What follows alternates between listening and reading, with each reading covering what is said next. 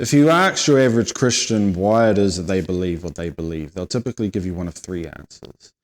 The first one, and the most popular, is that they were born and raised in the church. The second is that they had some sort of supernatural or amazing encounter that confirmed that Christianity was indeed true. And the third answer, and the one that we find is actually on the rise, is that they just believe that it's their choice. They choose to believe in Christianity without looking at any sort of facts or evidence or truth. For me, I grew up in a Christian home. My parents, they lived the hard life back in the day, and being the youngest of 10, I sort of grew up as a spoiled only child.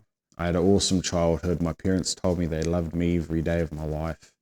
And life was good. Life was great. But then there came a point in time of where I started to lose my faith.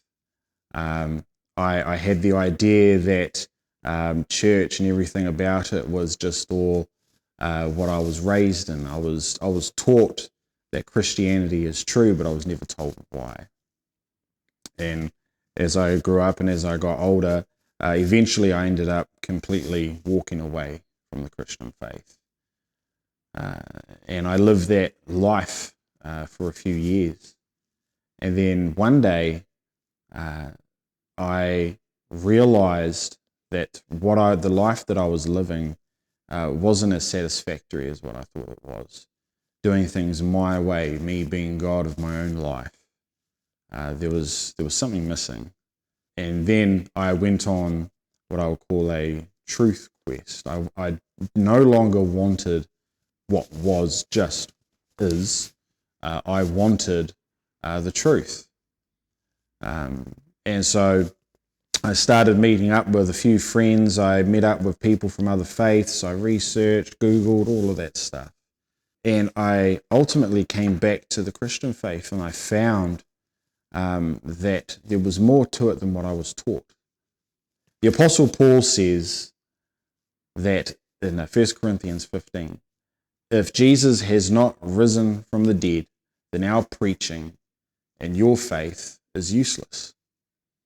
And that really blew me away. This was a statement that was based on fact, that was based on truth. It wasn't a true for me and not for you sort of buzz. This was based on something real. And that led me to dig deeper and to find out more. And eventually what I found was that everything, testimony, science, the reliability of the Gospels, all of that pointed to the fact that there was a guy named Jesus. He did live and die, and his followers said that he did rise from the dead, and they believed it so much that they were willing to go to their graves holding to that belief. And so I realized that if this was real, if God was real, if Jesus was real, and everything about Christianity is true, then there's a consequence for all the stuff that I've done. That there is a point that every person has to reach and realize that they have violated a standard, and that standard is God's nature. And once I got to that point, it brought me to my knees, and I had faith, and I said to God that I believe in you. Come into my life and change me. And he did. And that is why I believe.